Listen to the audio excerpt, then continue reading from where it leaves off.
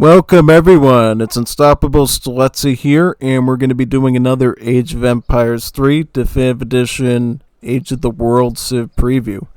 Today we're going to be touching on the Georgians. Last time it was the Armenians.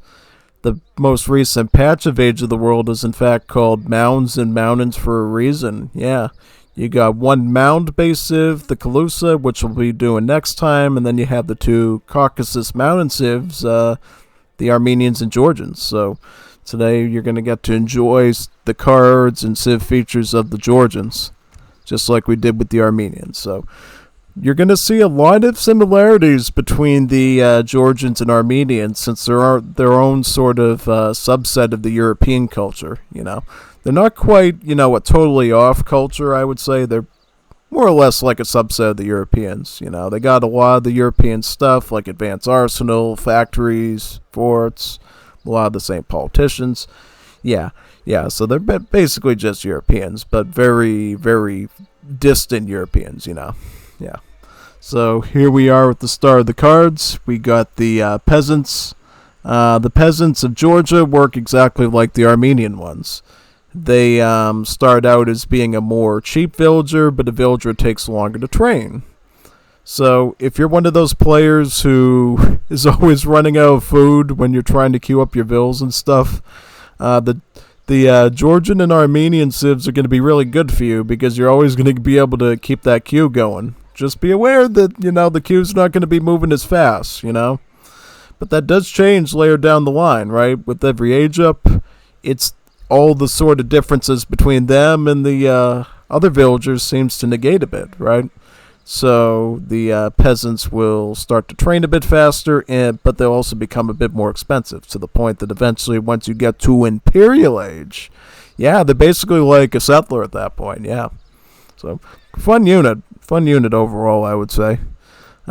Infinite crate here, you got that from the Armenians as well. Same thing with the 7 sheep and homestead wagon. You got hot air balloons. Now, the Royal Funds card, you remember this one from last week, right? When we covered the Armenians? Yep. Same effect, it gives your lord more hit points and the ability to train more peasants, right? Your lord being your explorer, who's a literal king that can train peasants to protect himself, since he can't fight on his own. The peasant protectors, as you know, total rubbish when they're by themselves, but when they're near their lord, they get an aura, so a boost that turns them into normal statistical units that can actually add to the fight. And quite good, since they don't cost any population either. So, they're basically like native warriors that you don't need a native settlement to actually have, which is, the more units, the merrier, actually. And speaking of natives, we got native lore here, which makes all of your native lore techs at the trading post cheaper. So, this is a more or less standard tech you see with the law civs. Now, this tech isn't standard at all. Bagration Legacy. So if you recall, with the Armenians, they had a very similar card that had a lion and the Armenian flag on it. So what separates this from that technology is that instead of making your age ups cheaper, this one will make your age ups faster and also give you a creative 500 XP with each age up.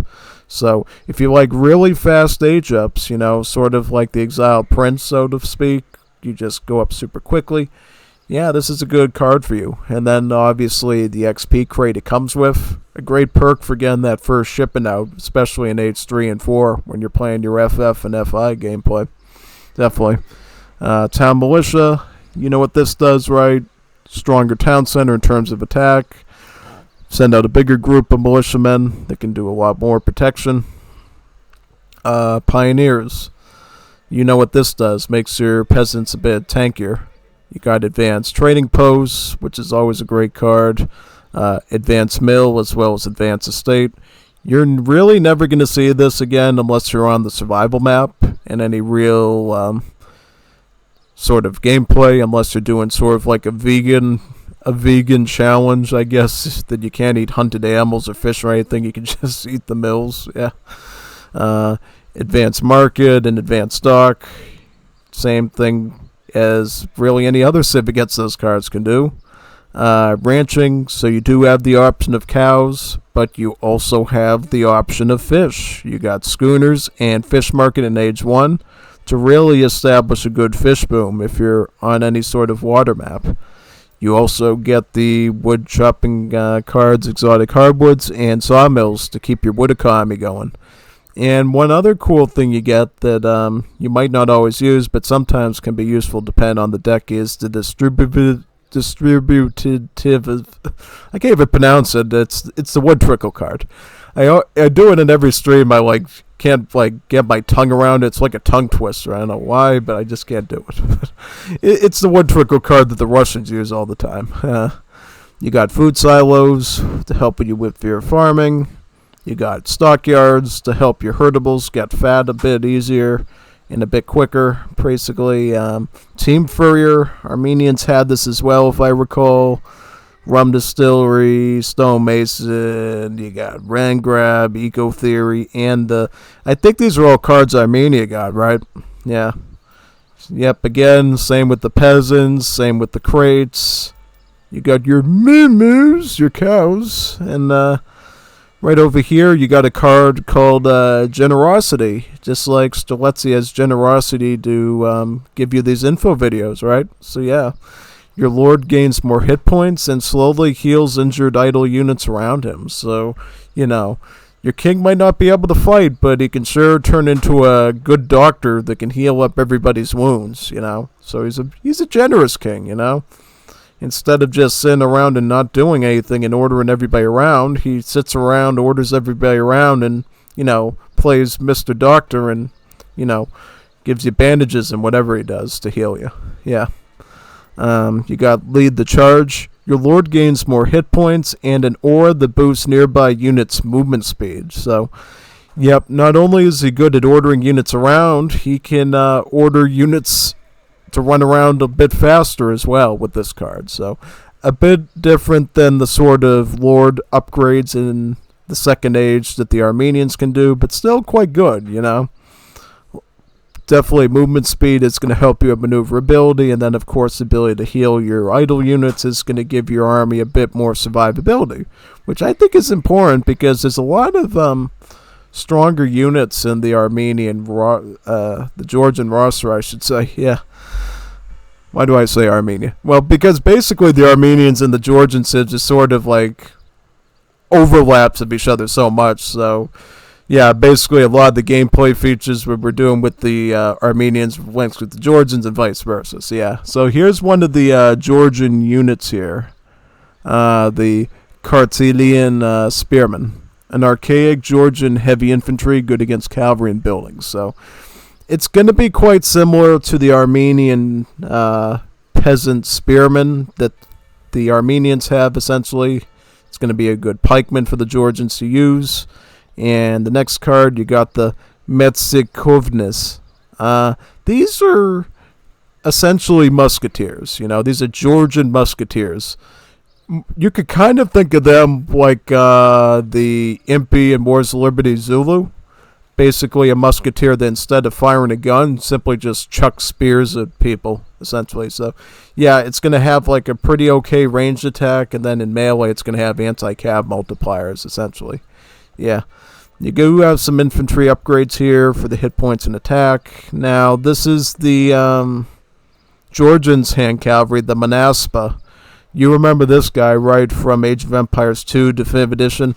Well, he works pretty much the same way. He's got stats that are more or less similar, I believe, to a Yulon, but we can confirm that in the game. You do have cavalry damage, which, again, the Armenians have as well. You got native treaties. You got Svitske Kovla Cathedral. Allows fortified churches to gain more hit points and increase the gather rate of villagers in a large area around them. So this is actually quite related to a civ bonus for the Georgians in Age of Empires 2 Definitive Edition, right? Yeah, definitely.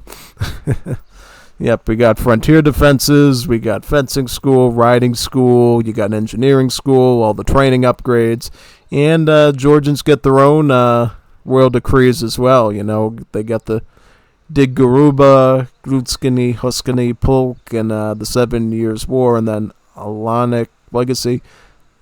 Essentially, yep. Yeah, so they got a lot of cool stuff there. And what else we got? Georgian Reconquista. Killing enemies and destroying buildings grants a larger XP bounty, especially trading posts and town centers. Trading posts you control also trickle more XP. Oh, okay. So essentially it rewards you for doing a lot of fighting, really, and taking things out, essentially. That's good. For its arsenal, these are going to be the same text that you have with the European civs. Spies, you know what spies do. You do have rendering plants, so this ties in with schooners in Age 1, so you can play full water if you want to with the Georgians on a water map. You got silversmith, you got sustainable agriculture, cigar roller.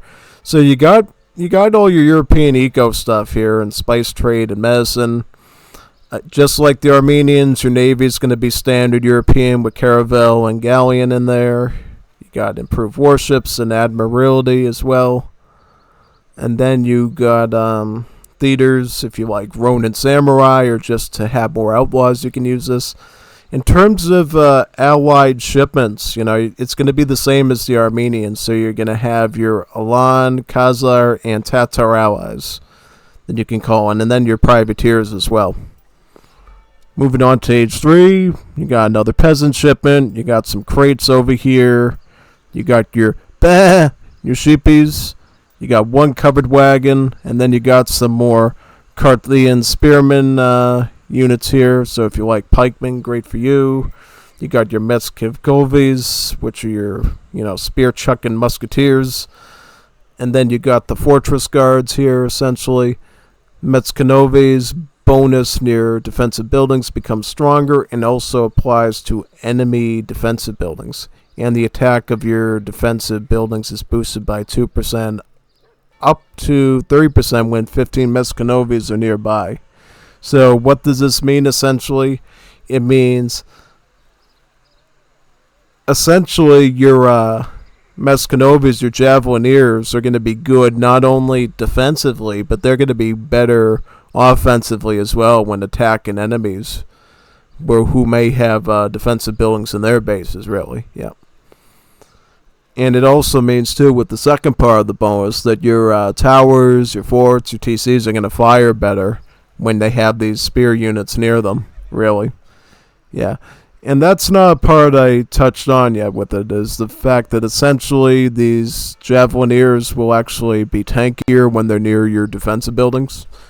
And then this card just makes it a bit better. So, yeah, quite an interesting thing. And now we get on to the real interesting unit, the Tadzruli soldiers. The Tadzruli soldiers are knights armed with the great sword and shield, and they absorb some of the damage inflicted to nearby allies.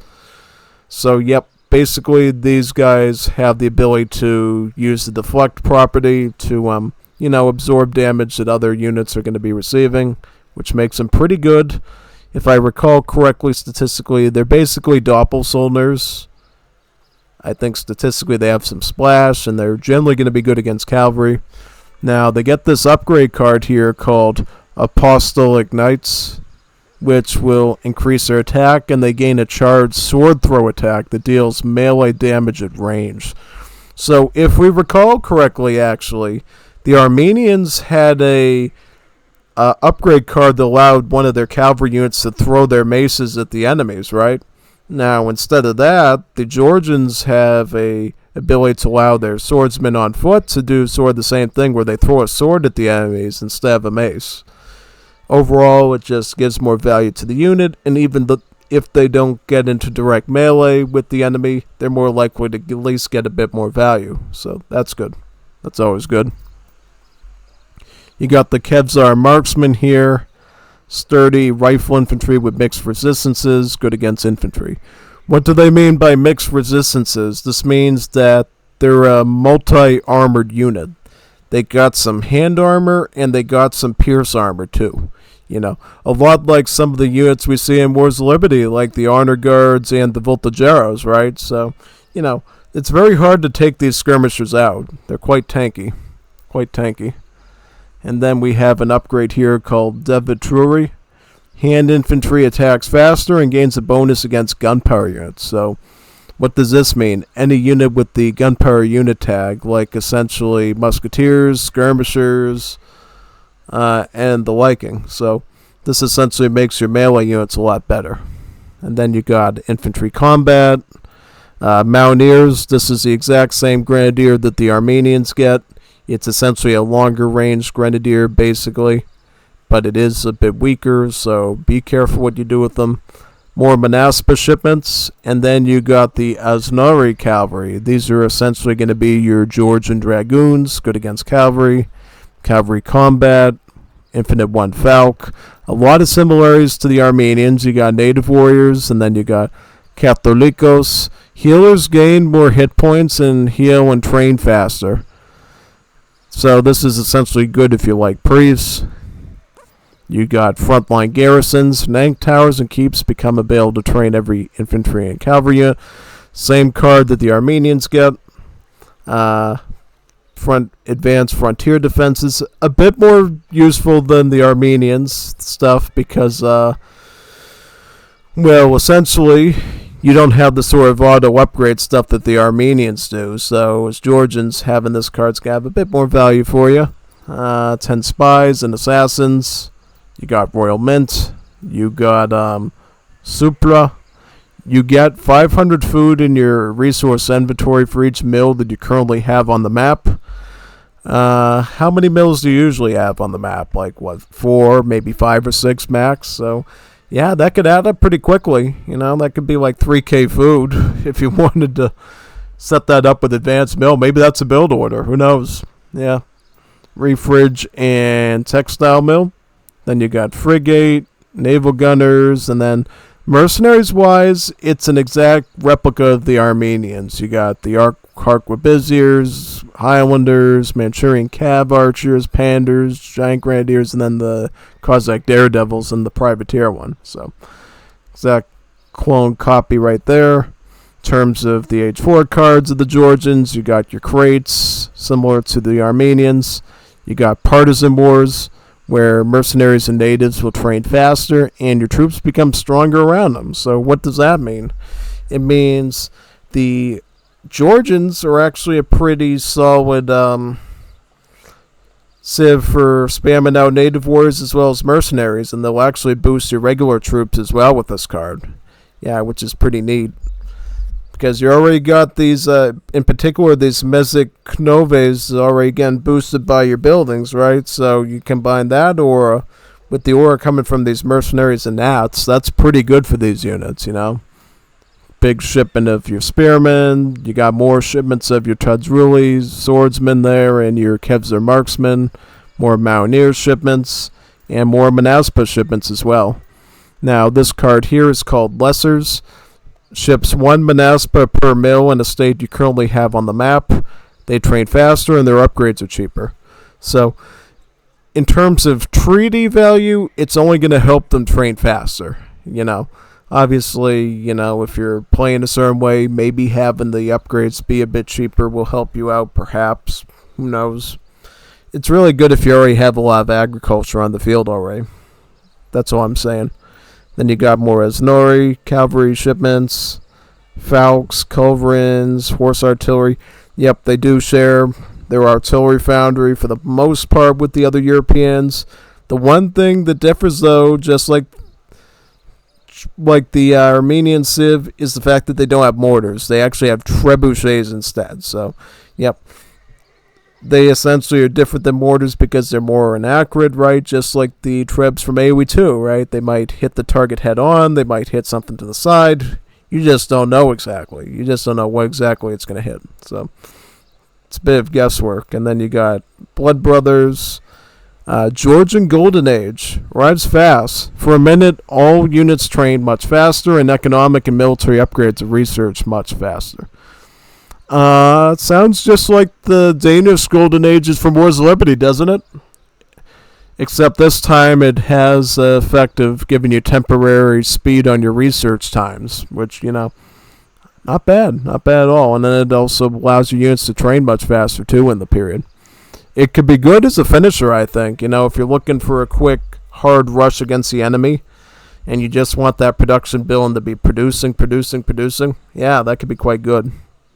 And then you got improved buildings, and then you have factory stuff here as well. More European ships. Mercenaries in Age 4 are going to resemble the Armenians pretty closely. So you got the Highland mercenary army here, as well as the Holy Roman one here as well. The 3 little bombards, and then the Alans, Khazars, and Tatars. You got the battleship as well. So, a lot of overlap with the Europeans and a lot of overlap with the Armenians too. So, Georgians are technically a more defensive civ, definitely compared to the Armenians, The Armenians are more about boosting up their swordsmen with their nearby peasant militia units, and you'll find a lot of the Georgian units, as we've seen them here, are going to be more tougher on their own, I should say. Yeah. Tougher on their own. They're not exactly going to depend on the Lord as much to do stuff for them. They're basically going to either statistically be competent on their own or be stronger near defensive buildings in the case of your javelin throwers here. Yeah, basically. So why don't we, see here if I already have a deck or something we can use. Yeah, it looks like we already have a deck here. Is this one fine? Yeah, let's use that one. Let's give that one a try and see what happens. Alright, so we'll get right into it now. Try a match maybe against one of the civs. I don't know what civ. We already went against Russians last time, right? So what could we do this time? Who would be a good enemy of the... Maybe the Egyptians, since the Mamluks were partially Georgian, right? So maybe we'll be the Georgian Mamluks that comes to rule Egypt and take it away from Muhammad Ali Pasha here. It's basically there. So we could use the same map if you want. That's fine. I like this map. It's pretty fun. Let's give it a go and see what happens. Yeah, I like the Jordan Civ quite a bit because, as you'll see, they're pretty good at massing up lots of medieval-style knight units on the field. If you like sort of that Deuce Vault style gameplay with the old Wars of Liberty multi-civ, you're going to have fun with the Georgians, I think. You really are. Looks like you got Peasant Spearman with the Peasant Archer here. And just like with the Armenians, we're going to try to train as many of these peasants early on as we can to collect more treasures on the field. Yeah, that's what we're going to mainly try to do here. You try to hunt that animal. You come over here. Great, great, great. As of right now, we can add another archer and another spearman, and then once we get the Royal Funds card, we can essentially get even more of these protectors. Yeah, we'll do the 1v1 one here. We'll do Royal Funds a bit later. We'll get the villages out first, since that's usually the main priority. I mean, we can probably get another peasant archer to help with the offense here, I think. Get a house, get a casa. Just like the Armenians, you have the fortified churches, as we read off in some of the cards earlier. So we'll definitely probably be doing a few of those, because I do actually use the card here called the Cathedral card here to basically help improve your village's gather rates with the fortified churches, so we'll definitely want to place those properly, I think, for this match. Peasants come out first. Then we can just move around the map as needed. So you can see right here, peasants in Age 1 will cost about 80 food. In Age 2 they'll be about 85. In Age 3, 90. And then Industrial, 95. And then in Imperial, they go to the standard 100 again. Yeah, but that also means as you're moving along through the match, your peasants will start to train a bit faster every time you age up as well. Just so you're fully aware of that. Let's get these oinkers here and take their pumpkins. Is that a pumpkin? Yeah. Oh, it is a pumpkin. Nice. It is a pumpkin. I remember in Wars of Liberty they have some pumpkin patches, but they're actually tomatoes because the developers, I think, couldn't make a tomato that was big enough to see. So they said, "Oh yeah, no, this isn't a pumpkin. This is a tomato. It's a tomato." So, yeah. Very interesting. I mean, in sort of a way, you could say that a pumpkin is a big giant orange tomato, I guess. But in terms of the way you use them, definitely not. Definitely not. Though I have heard of tomato pie before, just like there's pumpkin pie. Yeah, so I guess in that way they're somewhat similar. So how many villas are we going to age up with? I think we could probably just knock this one off and go up now. Oh yeah, in terms of politicians, it's basically the same as the Armenians. They have exactly the same politicians, you know, some European ones, and then they have some of their own Caucasian ones as well. Now, I think there's a bit of difference in terms of units you might potentially get in them, but yep, in general, it's going to be pretty much the same. Start grabbing that meat to eat, do a bit of chopping, just so we can get some infrastructure out. I just don't know how chaotic the situation is going to be when Pasha starts Sage up, but we'll try our best here, you know. Also note that this is a non-vanilla AI, so its skill level may depend a lot. We're going to have to see how strong it truly is. Looks like we got another pumpkin here. It's like a whole pumpkin patch. Let's get that pumpkin. To get that pumpkin pumping. About 15 comida. Unfortunately, the pumpkin was slightly nibbled into, so you'll probably get bacteria from whoever bit into it. So, yeah.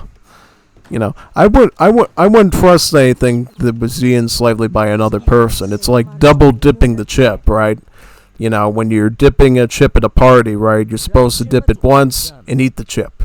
If you dip the chip twice, it's always sticking your whole mouth inside of the dip. You know, that you remember that was a big thing in Seinfeld back in the day, but it's true. I mean, you essentially don't double dip a chip unless you want to get everybody sick and start coughing.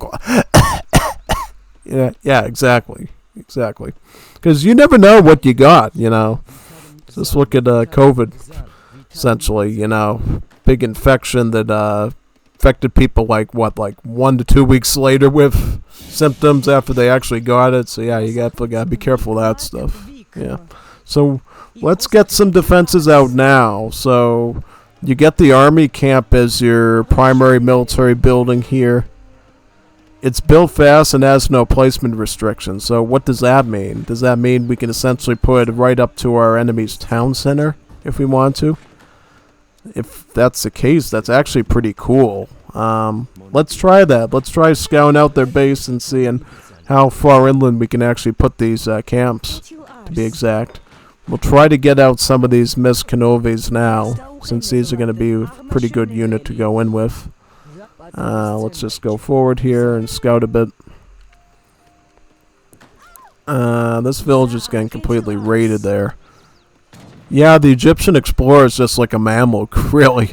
I mean, statistically not a Mamluk, but he looks like one, really. And I think he even has the same voice line as him. Let's see. I'm just trying to see where the enemy base is so we can plan something out here. Let's get some Miskanoves from the home city as well, so we have a bit of protection. So these are the Egyptian units, the Fellahin Musketeers, as well as the Sudanese Dervishes. Let's find out here what we can... How far can you put this? Yeah, oh, you can put it right up against the town center, too. Wow, that is quite good, actually. Quite useful for offense, you know, quite useful for the offensive attacks. What do we get here? Let's get another house down, and then get another house over here. Great. So, what can we do here? Get some Javelineers and go right in. It's kind of funny because this is like Age of Empires 3 and it's sort of like the age of gunpowder and discovery and stuff, and here we are with the Georgians playing like it's Age of Empires 2 in the feudal age with a bunch of skirms, yeah. Not like the AoE 3 skirms, but the old school skirms that, you know, have a shield and a javelin. Yeah. It'd be kind of funny if they had like the same stats as a skirm in AoE 2, you know, basically giving you know, range multipliers against like light infantry and then just having like a horrible melee attack. It'd definitely bring out some interesting spice to the unit, I think. I just don't know, like, balance wise, if it'd actually be useful for anything. Yeah, that'd be a bit of a tough selling point, I think, in most cases. We should get our royal funds now too, just to make our lord a bit more tanky and be able to add in some more peasants to make our army a bit more grande, muy grande. Yeah. Put the villages there. Do this, do that. And yep, and just so you can see here, now the peasant is a bit more expensive. It's 85 food now, but it does train a bit faster than it did in age 1. Yeah, so good in some ways, bad in other ways. Yeah. Just like most things in life, you know. You get some, you lose some, right? Yeah, basically. Yeah. What do we got here? Peasants. Got another peasant spearman in there. What else we got? We got some of the Greek Plastigma natives, the Evzonai. Let's just go in for another push again, see what we can find at the enemy base. Do we have enough Javelineers to start rushing them at all, or what can we do actually? Let's see. Let's just drop them here and see what they can pull off. Oh, I think we might get a bit of an edge on them. Who knows? Let's see. Okay. Okay. I see it. I like it. Definitely getting a much bigger attack on this guy than we did the Russians last time, you know. Definitely dominating them with these spear throwers, yeah. What else do we get now? We should get, this. Yep. Start attacking the native embassy too, why not? Let's ship some coin in. Get up in age too. Yep. Yeah, let's start putting like these things right up against his base like that, since we can. Then we can just sort of aggro him right here. These are coyote runners, by the way, or more or less like the Shotel warriors of Ethiopia, but Egyptian, the Egyptiotes. Let's just hang out around here and stay out of the range of the town center for now, and then we can sort of press our luck in a bit more as time goes on. Add some more range attack to our spear throwers here. I like interchanging it. Sometimes I call them spear throwers, javelineers, spear checkers. There's so many ways to call these skirms, essentially, you know? Which is pretty cool. Why are you putting the palaces right here? You know I'm right here, man. Why you said he's giving me free XP doing that? Well, thank you. Gracias. Gracias. If I was a Juanita muy bonita, you'd be very lucky. Giving me a freebie like that. Yeah. Juanita muy bonita. Why don't you grab these coin crates here? Get that. Why don't you go down there and grab that? Okay. Perfect. Wish I had that card packed with me where you essentially boost up their HP around enemy buildings, but that's alright since we already got our attack buildings here. I guess we could put like an outpost here to boost up their HP a bit. That could be done, right? Well, the outpost I think we have to put a bit back, honestly, so we'll figure that out. Do that. Let's go up with this and get about 6 marksmen here. 6 of the Khazar skirms, essentially. See, we can start, you know, rushing them out of the gate with these spearmen now, too, which is great. Am I going to ship? I don't think I am. I don't think I really want to do that, really. I have enough gold, right, for now, or silver. Silver and gold. Silver, is there any gold here? Nah, just silver, sadly. No gold mines in the Caucasus region. Alright, so we got the Carlanian spearmen. We're going to start. I'll try attacking this livestock market. Seeing what we can. 36 siege, not bad. Quite a bit, actually. And just start spear chucking these featherhins.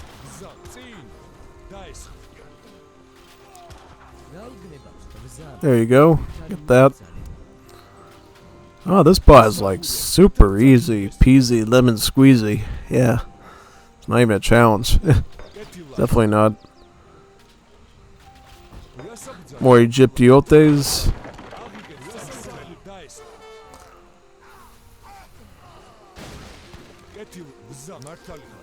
Quite an offensive civ, you know. And then we can, in age 3, we can build our keep, which is our sort of like castle-like building and train stronger units for us.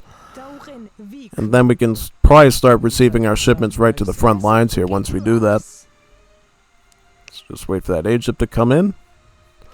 Get a Mercado. Get some better upgrades if possible.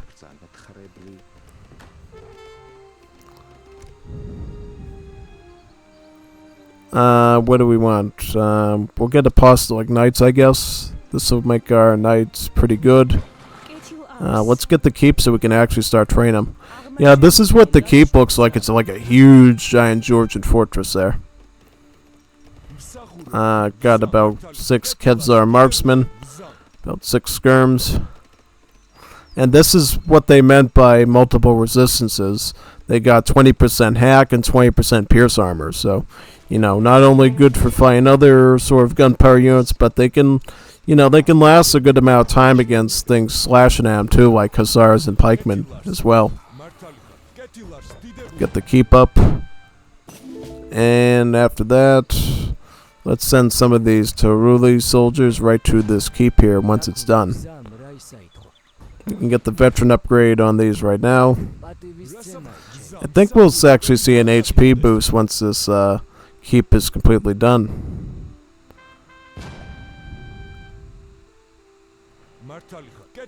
I don't exactly see a boost on him yet, though. Nah.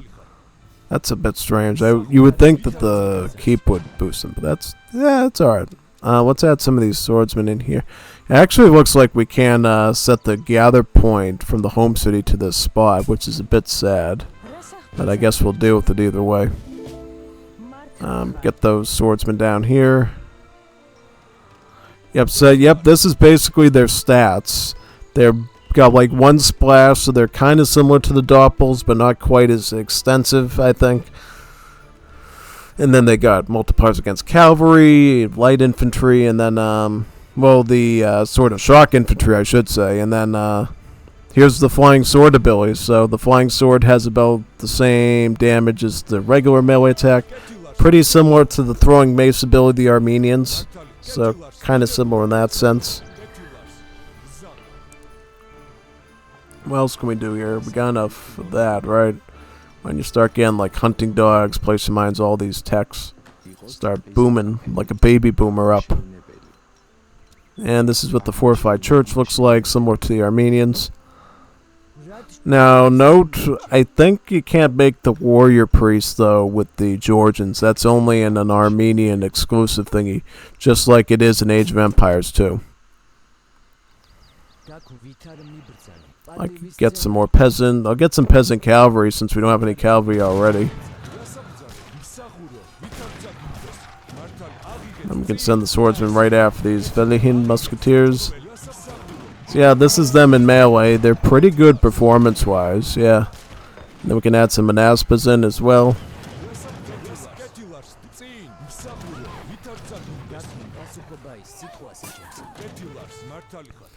Yeah, this bot's pretty humbled, I think, by the Georgians, you know, and their stats. And especially the ability to stick your army camps right up against the enemy town center in the circle. Yeah, look at the stats on these peasant archers. Like, this is a unit you don't even have to upgrade, and they can do some pretty insane damage.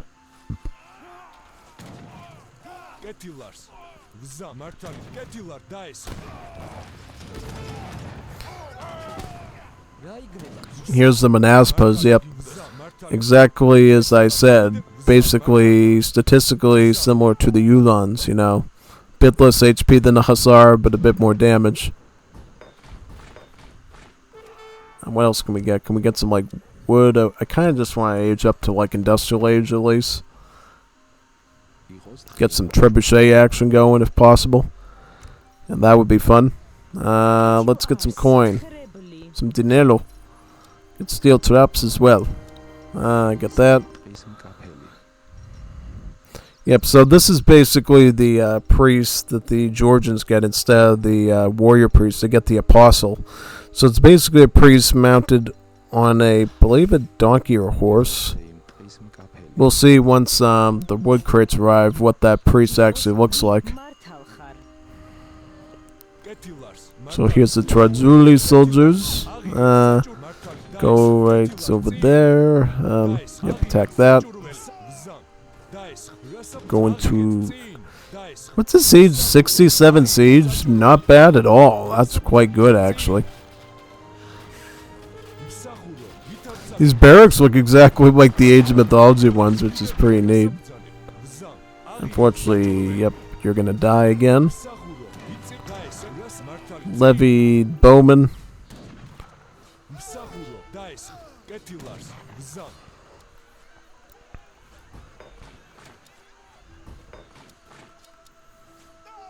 Let's get another casa.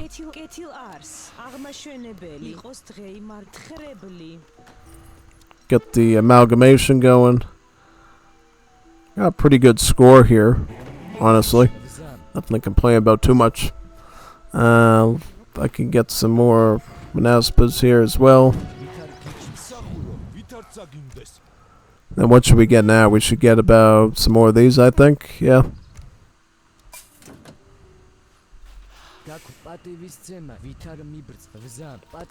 Start attacking these archers as well. And this is the extreme AI, by the way. This isn't even like an easy AI. This is supposed to be a maxed out Egyptian bot. So, yeah, maybe it needs to be tweaked a bit to be a bit stronger. Who knows?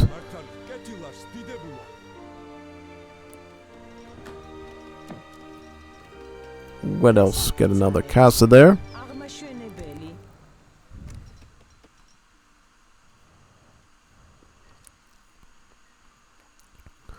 Yeah, I think this bot's eventually going to lose our res in his base, and it's just going to be game over for him. Really. Yeah, it's looking like it.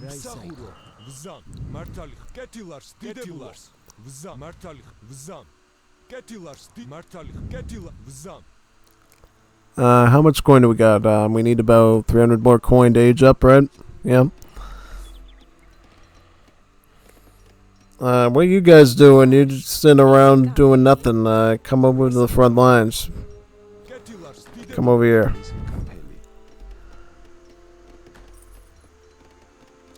I'll trade some of this and we can get to age 4.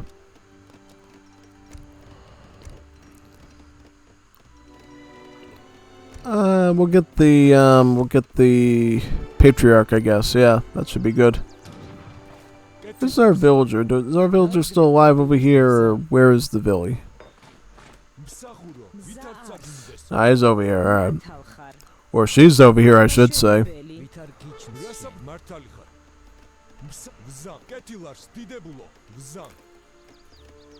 What else we got? Got hunts going, coins going, woods going.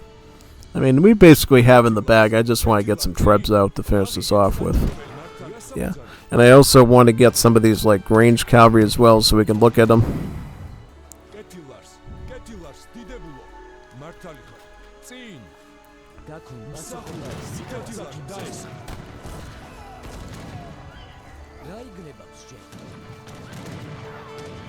Yeah, these peasant horsemen, not bad at all for what they do.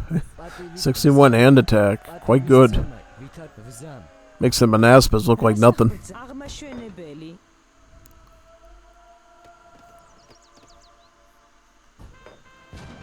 Add in these Zuli's cavalry there. I know how to pronounce these words. What is it like? Aznari cavalry, I think it's called Aznari. And then this is Manaspa. This is Tadzruli. This is Metzikovne, I believe. And then Spearman. Do we have any Spearmen left?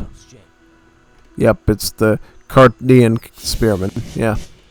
It's cool learning little Georgian words and stuff, basically. Get this here, and then you can put the site. This, yep. Just like the Armenians, we have the option of turning some of our roofs blue. It does not affect anything statistically. It's just a cool thing to make some of your roofs blue. Roofs blue, I should say. Apostle. I don't know why I pronounced that weird, but alright. I'll take it. Get that.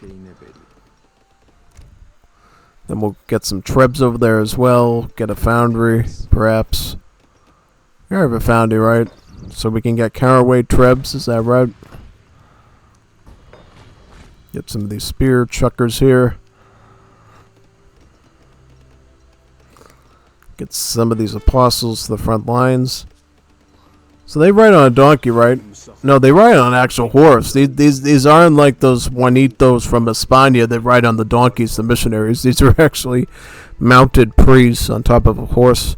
Now, melee-wise, not like cavalry. It's like only like 5 hand attack, but, you know, pretty tanky unit. I mean, they're tankier than these. They're not quite as tanky as the Manaspas, but tankier than a lot of the stuff here. Really, yeah. So the Aznari are basically horse archers, is that right? Yep, they're horse archers. That's cool. So hand armor instead of pierce armor, lower attack but more rate of fire. Let's get the trebs and get that TC down, if we can.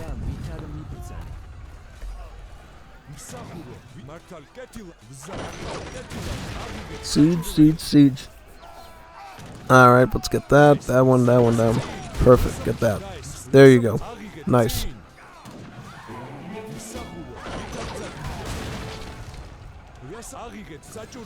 Strong as the Mamluks, yeah. Strong as the Georgian Mamluks and taking over Egypt. Yep, Phil should be easy to finish off. This was like way easier than going up against Russia last week. You remember how hard it was dealing with that bot and trying to... Oh, that was a pain. It really was. Yeah. Much easier job for me this time. Yeah. But there's one more thing I want to do after this, actually, and it's check out the royal decrees with you, because we haven't actually gone to look at those yet. So we'll do that real quickly after this match. Just take out some of the stuff here.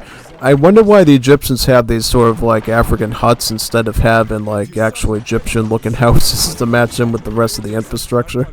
It's a bit strange, don't you think?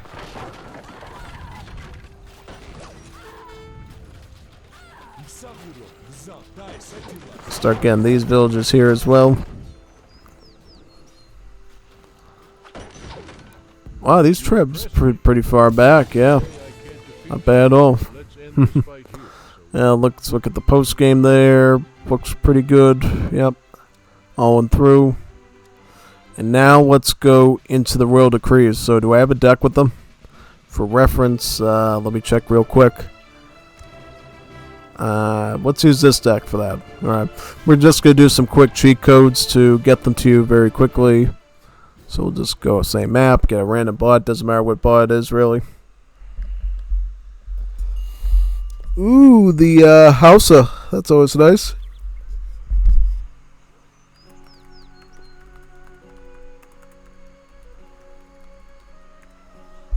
Alright, let's start aging up now. This doesn't matter what we get. Get a fortified church. So what's the get this. Alright, so what's the land? Get the royal decree. So what are the royal decree texts gonna be? So you got Brunuzgi's Huskarsky Polk. 8 Georgian Hussars arrived from the Georgian Hussar Regiment. Oh, so they're just like veteran Hussars, right? Yep. And you can get a bigger batch after that, the 7 Years' War. Some of this, yep. So this basic... Oh, you have to get that in age 4, right? Alright, well, we'll do that. And now you just have like a bigger batch of like 20 Hussars if you combine them two together, and now they're all like guard upgraded. This technology, the celebration of the miraculous victory, provides a temporary boost to all gather rates and a permanent increase in all gather rates. So basically it's like eco theory, but for a time period it basically will make it a little bit like double eco theory or something, I guess. Yeah. And then we got Atlantic Legacy, ships about 16 Alliance, which training was developed by the Alliance. So basically these warrior dogs, this is the same sort of thing that the Armenians get actually as a royal decree, so maybe they should try to make it a bit more unique for them, I guess, maybe. Yeah, so there we go. Let's just stomp their base or whatever. We'll try to stomp their base with this. I don't think we're going to get very far. Here you go, Georgian Hussars. Go right for the target.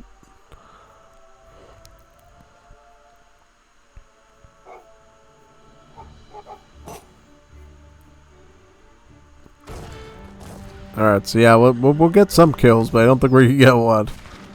Definitely not. Comes the doggos. I mean, it's... Yeah, definitely not one. You really need some other units with them, yeah.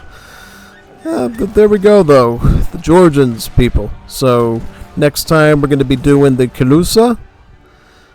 And that should be pretty fun. I like the Kalusa a lot because they have some similarities to the Wars of Liberty Greeks, which are one of my favorite nation states is. So that should be really interesting. But anyways, thank you for coming to see me today.